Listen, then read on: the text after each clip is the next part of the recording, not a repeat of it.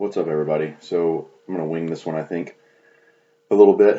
But what I wanted to talk about today is the fat loss threshold. Um, so what is it? Um, how do you find it? How aggressive do you need to be to get there? And does it apply to you? And that's pretty much it.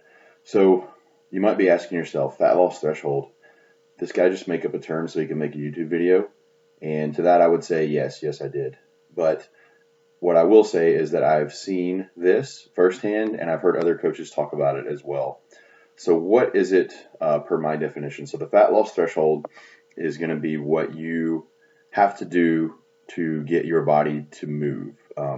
As far as making progress with fat loss, scale weight, and all the things that come with that. So basically what happens when you get into a dieting phase, you put your calories, carbs, fat, protein, macros, and hopefully fiber. You put them all in a certain place, whether that's a meal plan or whether it's a set macro plan or whatever that looks like.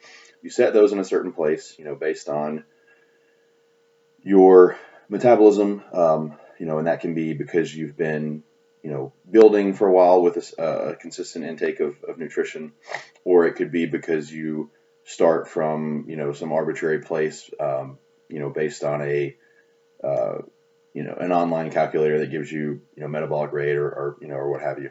So whatever that is, you start with a certain place, in the attempts to create a deficit. Now, this is going to look different for everyone. Sometimes you can set your intake and output. So cardio is a part of this as well. So you're going to set up a certain amount of cardio, and then of course your training is going to be, what it is for your goals. So you set all of that in a certain place, and try to create somewhat of a deficit. Usually not more than 500 calories per day, and then based on where you set that, you hope that you see some results, right? You want to see the fat loss happen. You want to see clothes starting to loosen up. If you're taking measurements, you want to see some of those change. And then of course weight can be a data point as well. I said weight last because that's the least important thing, when it comes to physique changes as far as what matters, right? Because if weight stays the exact same, but your physique changes the exact way you want it to, then weight means nothing, as far as that goes. But it is a data point that you can look at to see, if it's moving, especially when someone is, has a good bit of body fat to lose. The weight is going to be coming off, almost completely from fat. So anyway, so basically the goal is to set everything at a certain place, and hopefully your body will respond. And ideally, you don't have to change it at all, and your body will respond the entire time accordingly. That almost never happens the way that I just mentioned it. So typically you can create a deficit, and you'll get somewhat of a response, but some people don't. Some people get no response whatsoever. It can be, a moderate deficit, and you'll see nothing. People won't lose weight, they won't lose fat, nothing changes. So what do you do here? Well, you make another change, depending on a lot of different variables, and this is, a good reason to hire a coach.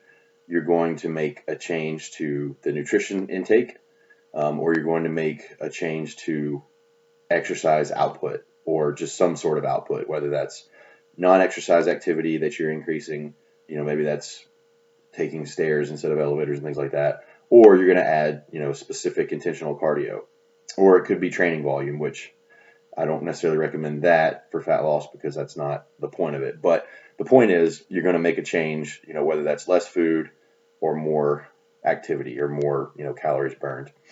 And then you do that little by little, and eventually, you get to a place where everything starts to move. So the fat loss threshold is basically, per my definition, is where you find that spot where things start to change. Unfortunately, for a lot of people, it can be pretty, you can be grinding pretty hard to find that spot. So if you lower food to a certain place, add cardio up to a certain point, and then you start seeing the changes, then that's going to be your fat loss threshold. That's a big part of why you should give your coach plenty of time to get you lean enough. Because coaches, unless you've worked with somebody and you have some consistent data, on how their body's going to respond, coaches don't know, what's going to happen when they make a change. So, hopefully we make that change and your body responds really, really well, and, we don't have to make a whole lot of other changes. But that's not always the case, right? So sometimes you'll make a change, and then you'll make progress for a while, and then you stall, so something else has to be done. But the point is, you should be patient, you should be consistent, and you should take plenty of time to get ready for whatever it is that you're getting ready for. So, whether it's me or any other coach, make sure you give plenty of time and be patient. If they're communicating with you and giving you feedback and you're giving them what they're asking for, and you're checking in appropriately, and you're giving them the amount of data or the correct data they ask for, and then they're responsive, like a coach should be, and they're making the changes that need to be made.